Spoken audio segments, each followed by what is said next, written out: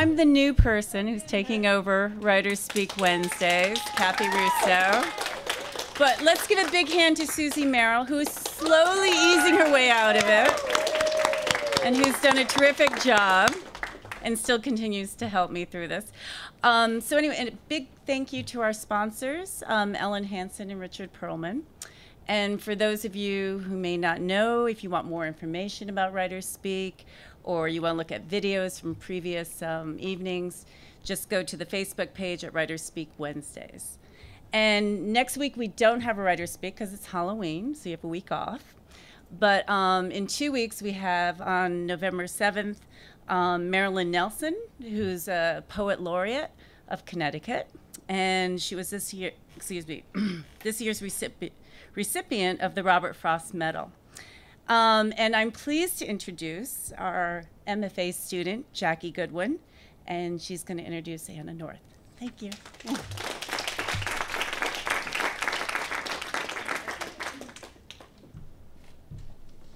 Thank you. Welcome, everyone, and thank you for attending Writers Speak Wednesdays.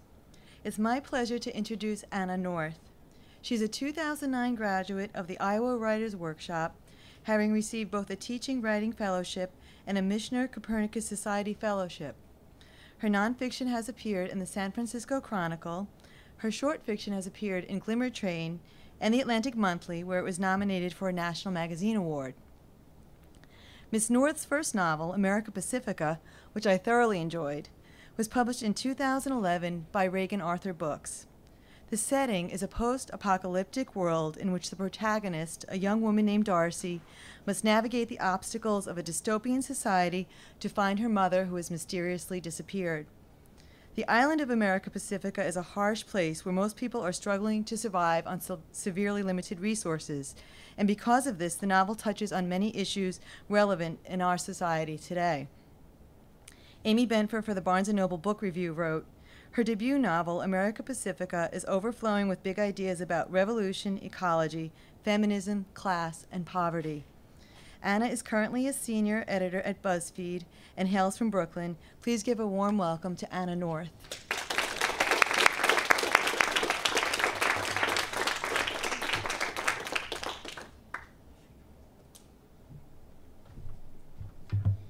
Thanks so much, everyone. Thanks for having me. Thanks for coming. So what I'm going to do is I'm going to read a little bit from America Pacifica, just to give you a little bit of an idea, and thanks for that wonderful intro to it. And then I'm going to read from some new work. So I think you have all you need to know about America Pacifica, because I'm going to read from the very beginning. The trouble started when the woman with the shaking hands came to the apartment. Her face was small but fleshy, with a little puffy mouth. She was dressed in shabby, slightly strange clothes, a magenta skirt a little too short for her age, a t-shirt with home-stenciled snowflakes, and her skin was a weird sallow color, like she'd just fainted or was just about to faint. She said she was a friend of Darcy's mother, but Darcy's mother didn't have friends. "You're all I need," Sarah would say, as she combed the knots out of Darcy's hair. Darcy didn't like the woman's hands. The rest of her was long and skinny, but those hands were so plump they were almost knuckleless, and they quivered like dreaming dogs. Hardcore solvent heads shook like that, but this woman's pupils were normal, and she didn't smell like a huffer or twitch and scratch like a snorter. If she wasn't high, she was sick or scared, and they didn't need any extra illness or worry. Darcy started to say that her mother was out and would be out for a while, but then Sarah came down the hall from the bathroom carrying their toothbrush and looking at the woman the way you look at someone you've been expecting to see. She'd changed out of her wet diving suit and into an old sea-fiber jumpsuit with holes in the knees. She was little and hard, like a knife. The woman's shaky hands were opening and closing. "Darcy," her mother said, in a voice that sounded like it came from a time before all the tenderness and bitterness and songs and rhymes and whispers and private names that had grown between them in the 18 years of Darcy's life. "Can you give us a minute?" Darcy didn't like it. The woman's eyes were moving all over the hallway like they were expecting something to come charging through the wall. "What's this about?" Darcy asked. The woman looked at Darcy's mother, and Darcy's mother looked at Darcy with an expression she'd never seen on the other mothers. She'd seen on the other mothers, but almost never on her own, an expression that said, "Please do this, and don't ask me why." Darcy obeyed. She left the apartment, and the woman walked in. They shut the door, and Darcy was alone in the hallway. A wad of underwear lay against the far wall. She walked toward it so they would hear her footsteps. Then she tiptoed back. She knelt by the door of the apartment and pressed her ear against it. The door was made of cheap seaboard. It smelled like the dirty ocean after a long rain, and if you scratched it, it flaked away under your fingernails. Through it, she could make out the woman's whispers, like dishwater swishing in a tub. Your note, the woman was saying. I never it would happen again. I wasn't ready. Will you go, her mother said. But I just can't do it. Darcy tried to hear the emotion in her mother's voice, but she was still speaking strangely, as though all along her voice had contained another voice and she was just now unwrapping it. I'll talk to the woman said. We're going to need money, though. Then her voice went so low that Darcy couldn't hear it. Darcy pulled her necklace up around her chin and tucked the charm into her mouth, an old nervous habit. The charm was silver, a small, scaly bullet shape that her mother had explained was called a pine cone. Darcy had found it folded into Sarah's oldest, most threadbare shirt when she was doing laundry by herself for the first time, 5 or 6 years ago. All Sarah would say was that it had belonged to Darcy's grandmother and that pine cones grew on trees on the mainland. You can have it if you want, she'd said. I don't care about it. For several years after that, Darcy had imagined pine cones were fruit and wondered what they tasted like.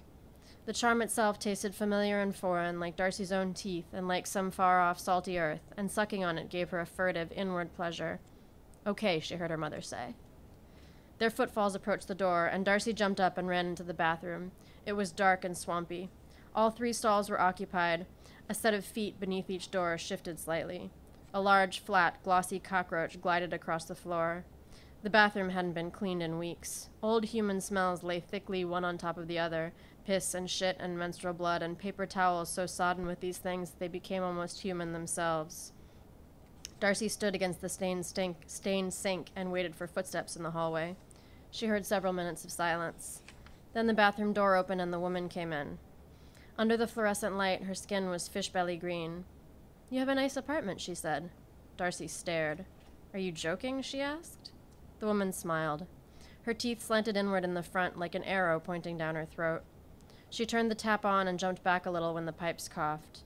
Then she stuck her fat, shivery hands under the lukewarm water and wiped them on her face. What were you talking to my mom about? Darcy asked. Oh, just catching up. The woman looked around the bathroom. We don't have paper towels, Darcy said. You have to use toilet paper. Catching up on what? You know, old times.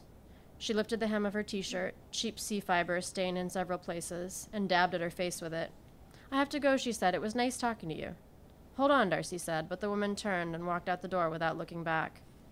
When Darcy came back to the apartment, Sarah was cleaning. The bed was made. Their few spare t-shirts were piled in a corner. Sarah was scraping the dried bits of beef food off the hot plate. What did she want? Darcy asked. Sarah looked up, eyes wide with innocence. Who? You know who, that woman. Sarah laughed, a little high, tight laugh that usually meant she was overtired or about to cry. Oh, her, she said. She's crazy. How do you know her? Sarah turned her back to Darcy and began scraping again. When she answered, she spoke quickly, giving each word as little weight as possible. I used to hang around with her when I was younger. Darcy knew this was a bad sign. Her mother never talked about the mainland, or about coming to Pacifica, or about what it was like to live on the island before it was overcrowded and overbuilt and falling apart at the edges, when it was still an exciting new place, a new escape from the frozen, used-up hulk of North America. Darcy knew Sarah had lived in a co-op in Seattle, that she'd come to the island on the first boat when she was just 10 years old, that she'd done odd jobs until she got pregnant, when she became a pearl diver, that Darcy's father's name was Alejandro, and that he was dead. Everything else that happened to Sarah before Darcy's birth was off limits, and Sarah didn't even get satisfyingly angry when Darcy asked about it. She just put on her faraway face, her face that said, even though I know everything there is to know about you, there are things about me that you will never know, and gave Darcy the only piece of advice she ever gave. Don't get stuck in the past. Since Darcy had no past beyond a few years of school, a few nights spent huffing cheap solvent out of paper bags, and many boring days of mixing jellyfish powder and spice into imitations of mainland food, she didn't have much to do with this advice. She'd stopped asking questions that might elicit it. Still, she didn't like the woman with the shaking hands, and she wasn't quite ready to let it drop. What does she want? Darcy asked. Sarah stopped scraping and stood still for a moment with the scouring pad hovering in the air. When she turned, she wore an expression of nonchalance that looked like it had taken effort to compose. She has this get-rich-quick scheme. Get this, I just put up $100, and the next year 100 people each send me $100. How come I've never seen her before? Darcy asked. I told her, first of all, does it look like I have $100? And second of all, do you think I don't know what a pyramid scheme is? Sarah finished scraping the hot plate, then opened the window and put the scrapings on the sill. A soot-stained parrot flapped down, made the sound of a bus horn, and began chewing them.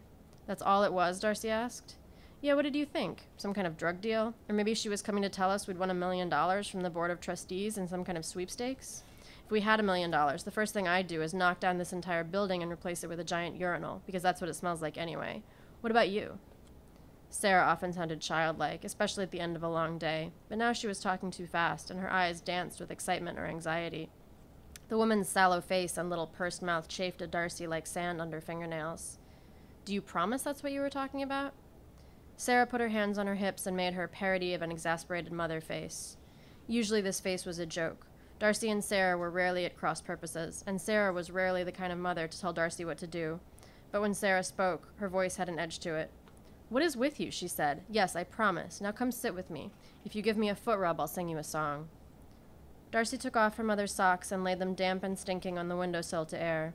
She stuck her head out the window and smelled the hot, wet, briny breath of the sea, a mile away to the west. The wind was changing. The rains would be coming soon. On the ceiling, last season's leaks lay dark and spongy, ready to seep like sores again when the weather turned.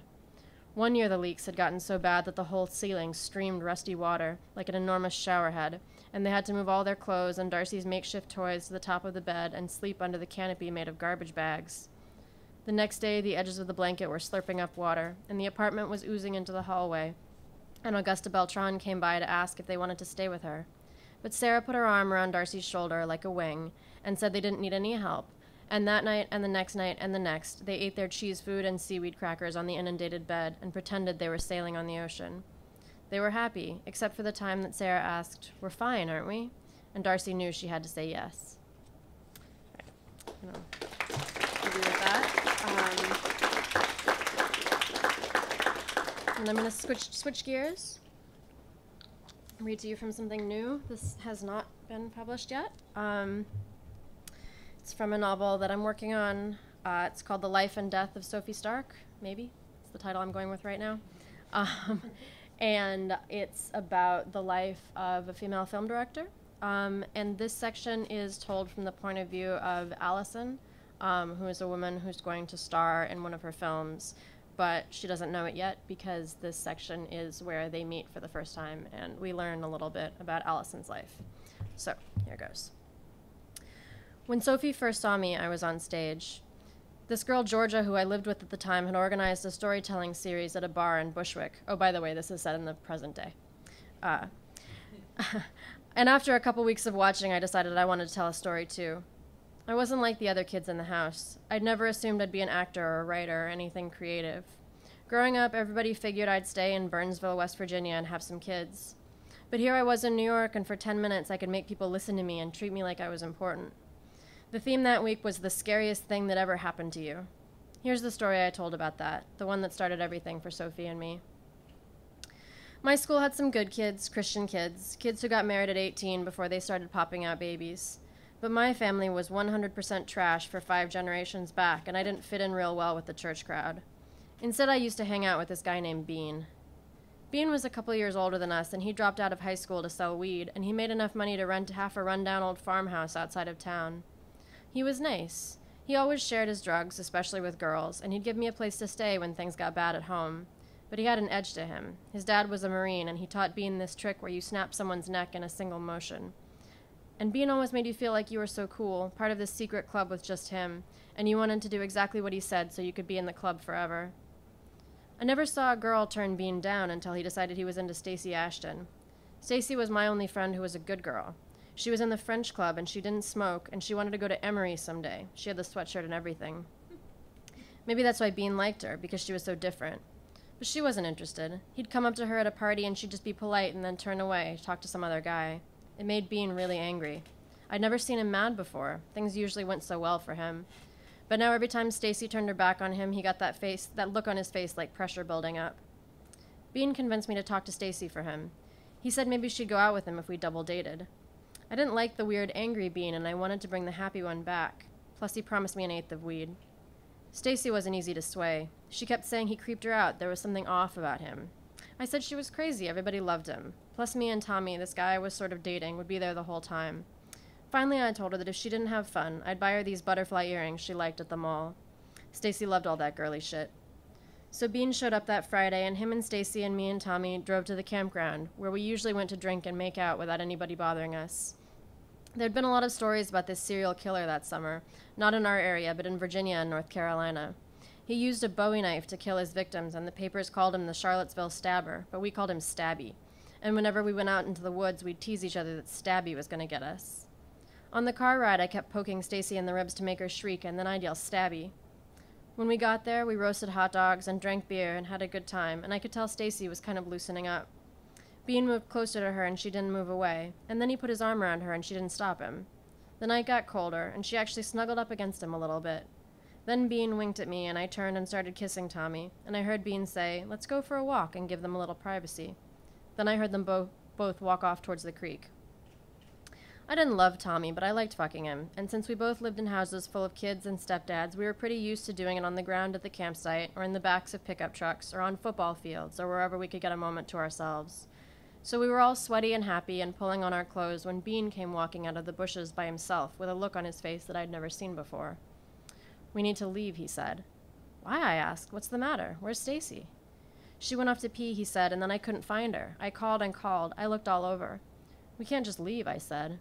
I started calling Stacy's name. Bean took my arm. He looked at me and I saw fear in his eyes for the first time. I think we need to get the police, he said. I mean, I'm sure she just got lost or something, but in case... He trailed off, but I knew what he meant. None of us wanted to bring up the Stabber's silly nickname. I made the boys let me call a little more, and I walked just a few steps outside the campsite, but soon I started to get scared, and we all drove to the police station, where we told our stories to Officer Gray, who spent most of his time breaking up our parties, or in my case, arresting my stepdad when he tried to drive home drunk from Reds on a Tuesday night. The police searched with dogs for miles around the campsite, but they didn't find her body. Sometimes a thing like that brings people together, but this just blew the three of us apart. Tommy and I didn't hook up anymore after that night. Bean didn't come to the high school parties anymore, and then he moved away without telling anybody or saying goodbye. The Stabber killed another victim, this one in South Carolina. I felt the joy drain out of me. I dropped out of high school, left my sisters and my brother to fend for themselves, and took a job waiting tables at a pasta restaurant in Charlottesville. I'd been working there about 6 months when I saw on the news they found Stacy's body. She'd washed up on the shore of Moncove Lake about a half-mile from the campsite. The police said it was probably the work of the Stabber, but they noted a change in his M.O. This victim's neck had been snapped. Another year passed. I turned 20. I was just marking time in my life.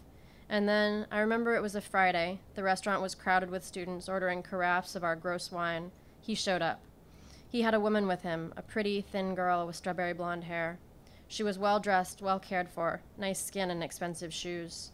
She looked the way people look at that time in their relationship when they're absolutely sure the other person loves them, and they haven't started to love that person any less yet. The hostess seated them at one of my tables, and I went to take their drink orders. I didn't even think about running away. I wanted to see what Bean ordered, what his girlfriend's voice sounded like. It was more than curiosity. As I walked over, I had the feeling of finishing something. And then he saw me, and we looked right at each other for just a moment, and he didn't look frightened at all. His face had no expression on it. For a second I thought he might pretend not to know me, but instead he smiled wide and said, "Allison, it's been forever." "It has," I said. I didn't know what to say next. I hadn't thought beyond walking up to the table, looking at Bean, and seeing what he did. "Allison was my best friend back in Burnsville. Allison, this is my fiancée, Sarah Beth." Sarah Beth extended her hand, and then I saw the ring sparkling on the other one. Bean had come up in the world. He was wearing a sweater and a collared shirt. He looked like he'd stopped dealing drugs. "What are you doing here?" I asked him. "Sarah Beth and I just bought a house in Sunflower Court," he said. "I'm working at Alton Kenney." Alton Kenney was the biggest real estate agency in Charlottesville. I looked at Sarah Beth and then back at Bean and thought, rich father-in-law, job, house, wife, life. I wasn't disgusted. I just felt like I'd slipped into some other universe, one that had even less justice and made even less sense than the one I'd grown up in. I felt like I was moving through water. I took their drink orders and I told them about our specials, and I even remembered to smile. Bean smiled back. I went back and got the drinks, white wine for her, beer for him, and I took their meal orders and brought them their pasta. And then I went in the kitchen and stood for a minute staring at the wall. That's when Bean found me. He touched my elbow. Not hard, not a grab, just a tap. and then he asked me if I'd come outside with him for a minute. I thought about whether he would kill me too, just snap my neck the way he'd snapped hers, but I didn't think he would, and I wanted to hear what he had to say. I let him lead me out to the parking lot. "You know why I wasn't surprised to see you?" he asked. "Why?" I kept my back against the kitchen door so I could let myself in quickly if I needed to. "Because I've been keeping track of you. I knew when you moved here and I knew where you worked and I came here to see you." "Why?" I asked again. "Because I wanted you to know that I can always find you." And then he reached behind me and opened the door and went back inside. That was 3 years ago. I quit that job. I changed my name. I moved here. But I still check behind me every time I let myself in my apartment. I still have a panic attack every time I see someone his height, his build. I've never told anyone this story before. I guess I keep hoping I'll forget it, but I never do. After I finished, everyone applauded. A blonde girl with perfect teeth came up to tell me how great I was. A guy who said he had a magazine gave me a homemade business card and told me to send my story to him. I was sleeping with this guy Barber at the time, who was in a band and who everyone thought was going places, and he put his arm around me and kissed me on the head and said, "That was so powerful, dude." Sophie waited until I was alone. Barbara and Georgia had gone off to get drinks when she came over. She was tiny, wearing a boy's button-down shirt and jeans rolled up above scrawny ankles. Her hair was slicked back and her face was pale, pointy, wide-eyed. She looked about 16 years old. "That's not a true story," was the first thing she said to me. "Is it?" "Sorry?" I didn't care so much if my friends figured it out. Other people spiced up their stories too. But how did this little stranger know anything about my life? "When people lie about their past," she said, "they push their chests out and stand up straight like someone's going to challenge them." "And I was doing that?" She nodded. "But some of it was true," she went on, "because sometimes your whole body relaxed, like you knew the story in your sleep." I was mad at her for pegging me so well. The truth was I told all kinds of little lies about my life to Barbara and Georgia, to people I met, making my family and my town sound more exciting and less sad than they really were. I'd always gotten away with it, and I was happy to be able to make my own crazy past and have people accept it. But I sometimes hoped someone would catch me out so I could feel like they really knew me, and the first person to do it was a girl who didn't know me at all. Bean was actually my best friend in high school. Everybody called him that because in 3rd grade, he'd gotten a bean stuck up his nose and he had to go to the emergency room, and his dad beat him so hard that he had to stand in the back of the classroom for a week instead of sitting down. He was 6'4" and skinny as a bug, with this desperation about life that made him sometimes talk so fast his words turned into nonsense, and sometimes show up at my house in the middle of the night so jazzed and agitated about zombies or racism or the terrifying infinity of the universe that I would have to shout to get him to settle. It was true that sometimes when Bean and I drove around at night in his gold Buick with the windshield wiper that stuck straight up like a clock striking midnight, I did feel like we were the only people in the world, especially after he calmed down a little and started to talk more slowly, and I could listen to his voice and watch the dark going by around us, like it was a blanket that would wrap us up and keep us safe. But of course, eventually he'd have to take me home, and my sad sack stepfather would be there, screaming in his nightmares, or trying to drink them away at the kitchen table with his face like a deflated balloon.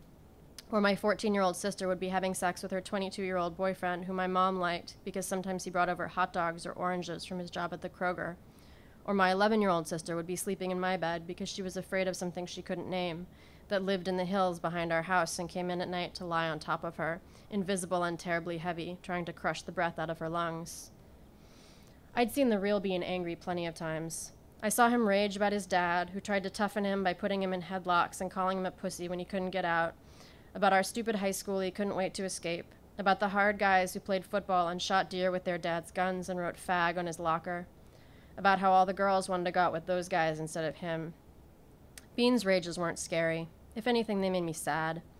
He was like a dog running in circles until it tires itself out. He was like a kid all out of breath from crying, who's just discovered the world is unfair.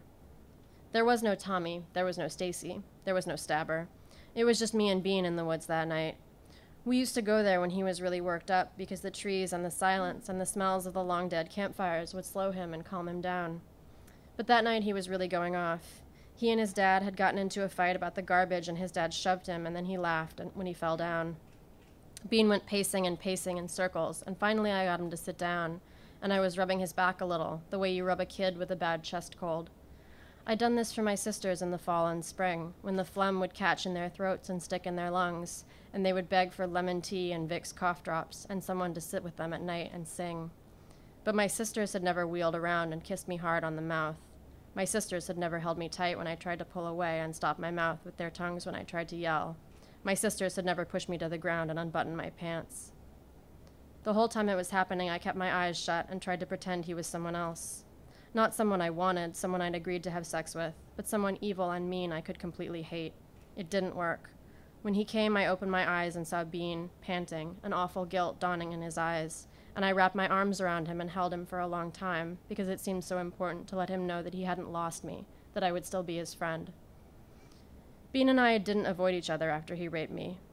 Instead, there was a strange energy between us, a terrible brightness. We laughed too hard at each other's jokes and argued loudly over nothing and ambushed each other from behind with big bear hugs. Several of my other friends asked me if we'd started sleeping together. And then we did. At first, I thought it was a way to erase what had happened. I thought that making it okay to have sex with him now would reach back in time and make it okay then. It didn't, and once I knew it wouldn't, then things got violent. I banged my body against him. I bit his chest. I dug my nails into his back until he bled. He was rough with me, too. He'd hold me down, grab big handfuls of my hair, and yank my head straight back. It reminded me of the first time, and I got scared, but I never told him to stop. I thought everything we did was fair somehow. In some way through this, a score would be settled. After we had sex, we didn't hold each other. We lay side by side, sweating and panting like boxers. By the time graduation rolled around, I started to worry I'd do something to really hurt Bean. Gouge his eyes with my thumbnails while we had sex, tear his lips off with my teeth. Something scary was awake in me, and I wanted to put it back to sleep. I bought a bus ticket to New York with money I stole from my stepdad's wallet over the course of a month, and I told my oldest sister where I was going and that she was in charge now. Then I saw Bean one last time. I don't know why I told him where I was going. I know I wanted to get away from him. That night in bed, my body was itching to leave. But also, our sex was less angry than usual, almost tender, and afterwards he held me, and I felt not peace, but a kind of stillness. The next day, I left that town for good. My first days in New York were like a bad dream. I moved into a basement apartment with no floor, just dirt under our feet, which my 3 roommates thought was funny.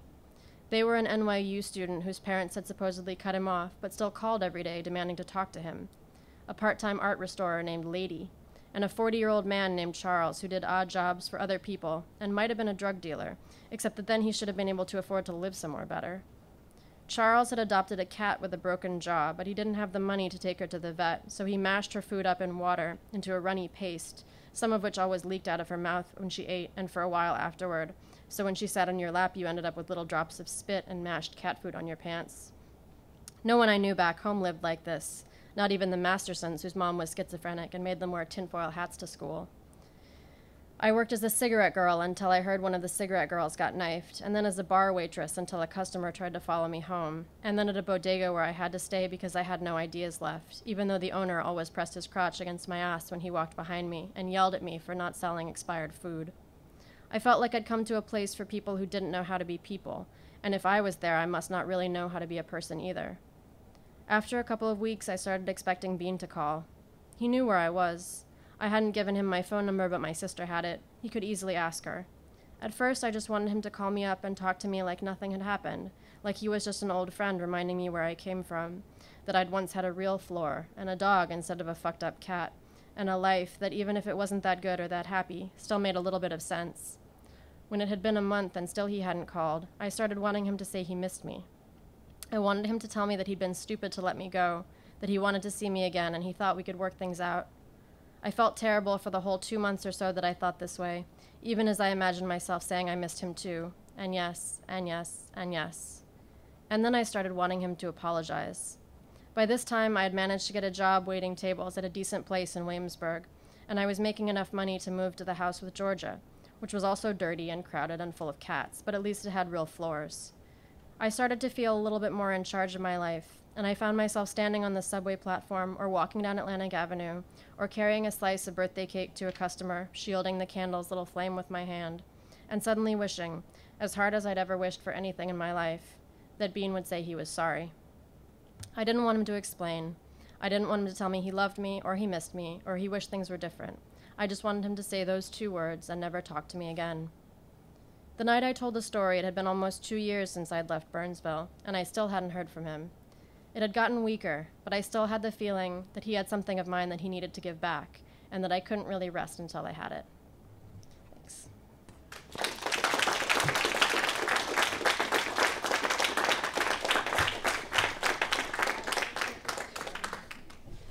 Spaced out.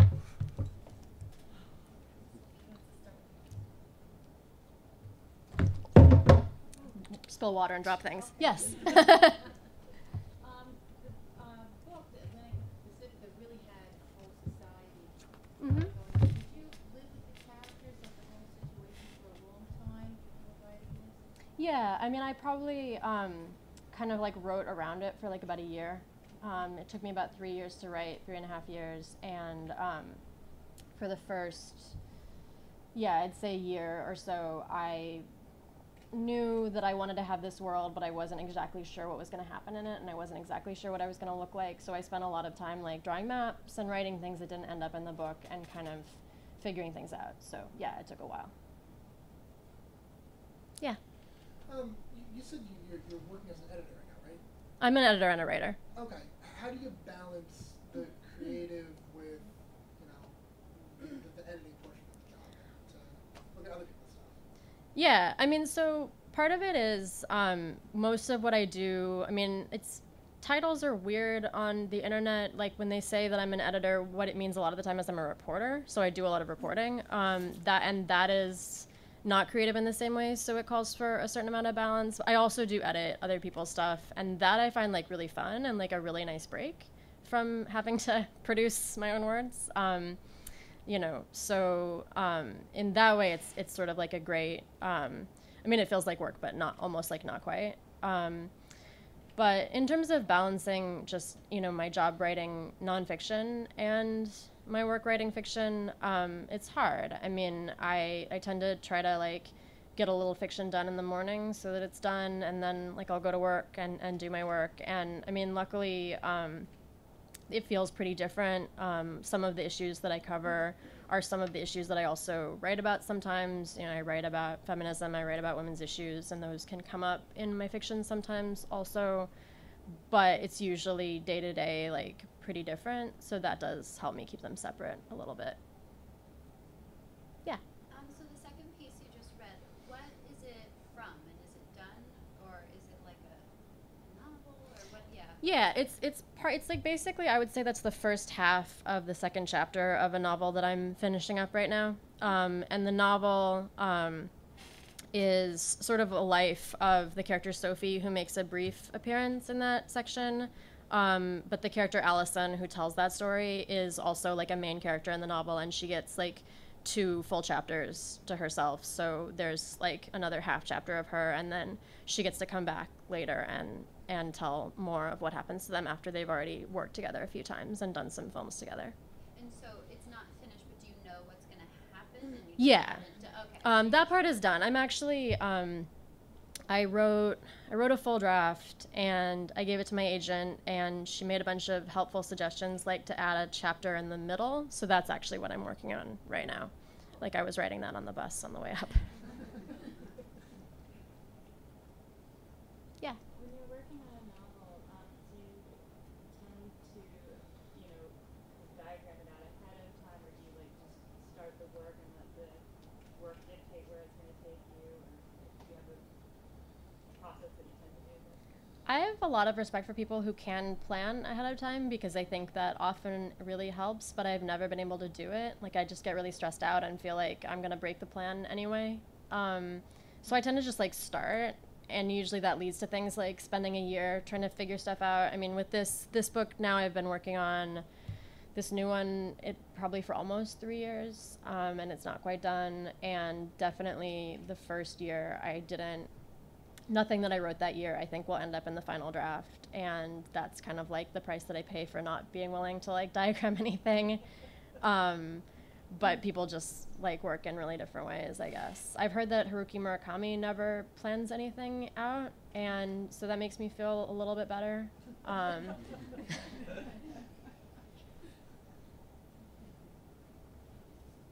Yeah. So, could you give us like a short description? What is Ohio like? What is it like to be an Ohio writer? So Iowa? Yeah. Yeah. Iowa, I'm sorry. No That's problem. what I mean, that's a common They have a lot of the same letters. Yeah. And everybody's also talking about Ohio right now, That's so possibly that's it. another reason. But Like, what is that world like?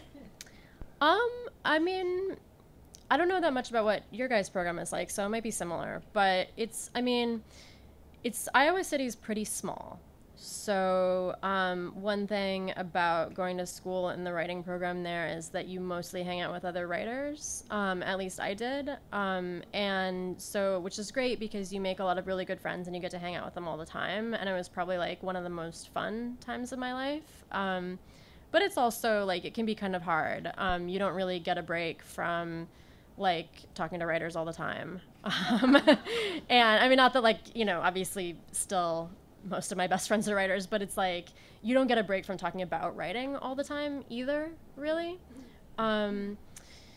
Unless, you have another job that you're working on while you're there, which many people do, so that can help and also give you money.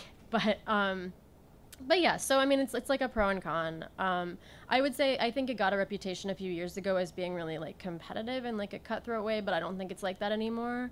It's more just that like you are definitely going to think about writing the entire time that you're there and hang out with writers all the time. And, that is like pretty cool for 2 years, and I wouldn't want to do it for 5. That's what I'd say. Yeah. What was the name of the character reading the second piece? Who was the narrator? Allison. At what point during Allison's story did you realize that wasn't going to be a true story?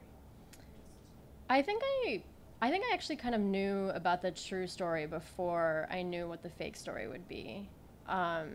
Like I had thought a lot about like what her past would be like and like what her life would be like where she was from. And then I think I was like, how would she want to talk about it if she was gonna like kind of try to be a little sensational or a little bit disguise like the really painful things that had happened to her. So I guess I made like the lie or the fiction story after. I found the second story so gripping. Like I could have gone on for like another hour. I was like at the edge of my seat. But what inspired? Where'd the idea come for the idea for the book? For the second book, yeah. I had been interested in writing about like a female film director for a long time. I'd been reading about female directors, and I guess like I was really interested in the idea of what it's like. That first of all, there aren't very many female film directors at all, and for much of human history, there weren't very many female artists of any kind that like got famous or got well known, and so we have a lot of stories about male artists and how they are with people in their lives and how their lives relate to their work, and we just don't have quite as many stories about female artists, and so I kind of wanted to look at someone who's like, Sophie ends up being like a very difficult person and very really causes like a fair amount of pain for the people around her, and so I was interested in like looking at that, what that would be like, how that would relate to her movies, and then along the way I sort of like got really caught up in some of the other people in her life, and Allison is like one of the main ones that I got really caught up in, and then there are a few other narrators that get chunks of the book that I also got obsessed with at various times. So yeah. On your website there were a few frames of a comic version of America Pacifica. Is there any plans of that becoming a full graphic novel? I mean, I certainly would love to have him do that. Cole, who did those, has like a full-time job, and so I don't know that he wants to make like a whole graphic novel. I do think that would be cool. So if he ever has the time, I would love to work with him on that. But as of now, I don't think we have plans to do it. But I mean, I love graphic novels. Like I would love to work on one at some point. Yeah. Short question and a long. First of all, the cat ever get straw fixed? Trouble thinking. Oh, that's like a real story. A friend of mine told me the story about like the worst apartment he ever lived in, and it was like that apartment. Like there was a dirt floor, and there's this cat that like couldn't eat. In real life, the cat that TJ lived with, TJ moved out of that place pretty quickly, as Allison does too. And I don't think that the cat's jaw got fixed, but the cat seemed actually like pretty happy according to him. Like, it was okay, it's just everyone else thought it was gross. Okay. And also, using the fictional story and then the real fictional story. Mm-hmm. Are you planning on using that? Does that idea continue through? Like, as she becomes a filmmaker, are we going to get the actual scripts she's working on, or something of the idea of the scripts she would be working on, or stories? Yeah, I mean, so she does a lot of times do movies that are based on things that happen to people in her life. Presented, you know, in terms of, were you actually writing the script kind of thing? I'm kind of curious about how the mix of media there, you know, screenplay format with the novel format.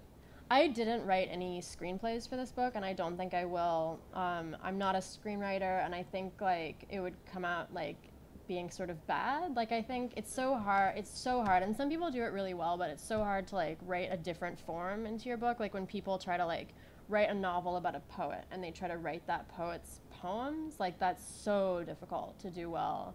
And I think it's also, like, not ideal to read screenplay on the page. Like, I'd so much rather see the movie, and as of now, I'm not gonna, like, make all the movies that she makes in this book. But I mostly just, like, written scenes of filming the movies and how she gets ideas for them, and she does take stories from people's lives and kind of twist them. But there's not, at least in this draft, there are not, like, actual screenwriting sections.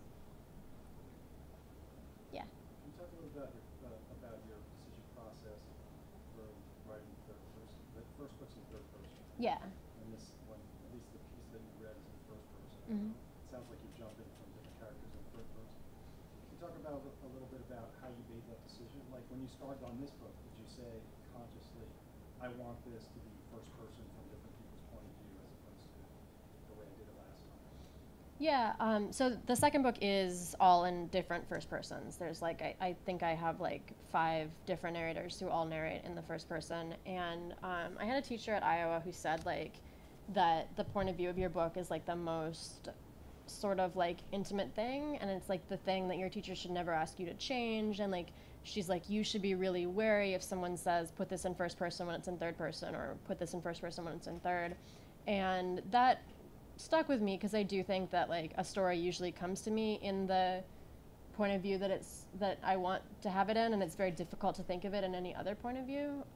And for America Pacifica, I actually had a really hard time at that time ever writing anything in the first person, and I only could write in third person ever, pretty much, except for, like, a few short stories that were in first person. And so I kind of was like, okay, well, this is just how I write in the third person, and this, you know, felt like it should be in the third person. It didn't feel like it wanted to be Darcy's voice actually speaking. In retrospect, I could tell you some reasons why I think, like, that still makes sense. Like, I think she's maybe not, like, that verbal of a person. She might not have thoughts in language in the way that you might want to read them. And I think having a third person narrator, like, helps with that. But honestly, it just kind of, like, that's how the story arrived at my head, and I just stuck with it. And similarly with the second, it was just like, okay, this is going to be, I mean, it actually, like, I cycled through a bunch of different first-person narrators, some of whom were thrown out. Like, there were some I was writing in that, like, year of not planning that they will not appear, I think, in the final draft, but it was always different first-person narrators. Yeah. So, since, you know, you published your first novel, when you went to start your second, did you start with more confidence, like going, I published something great, or was it, oh God, now I have to write another thing, and it might not be, or I might not be able to do it again, or, you know, how would you feel about that? It was not, it was not like, oh, I might not be able to do it again, because I definitely, like, by the time I finished this book, I don't know how you guys feel about this, but I feel like once I finish something, like, the minute that I, like, send it away and it can't be, like, changed anymore, I'm like, oh, that was really terrible. not terrible, like, I don't have, like, low self-esteem about it, but just, like, you're like, oh, I'm over it, it's over, you know, and then you see all the flaws in it, and it becomes harder for you to see, like, the good things about it. I find it kind of changes if I look at stuff I wrote a really long time ago, then I'm like, oh, that teenager, she was, like, really precocious or something. But, you know, it's right after it comes out, I'm like, this has so many flaws. So I definitely wasn't worried about, like, not being able to reach that height again, because I was like, oh, I'm going to not make any of these mistakes, which is probably not true. I'm just going to probably make all these mistakes. Maybe different ones. I would say I was like maybe a little bit more confident having published a book, but I think the biggest thing is having finished a book. Like I'd finished writing one novel before America Pacifica that was never published, and so from that I knew that I could finish writing a novel, and I think that was probably the biggest confidence hump, because like once you know that you can do that, then it's like, you know, well, this could suck, but at least it's probably gonna get done. I don't know.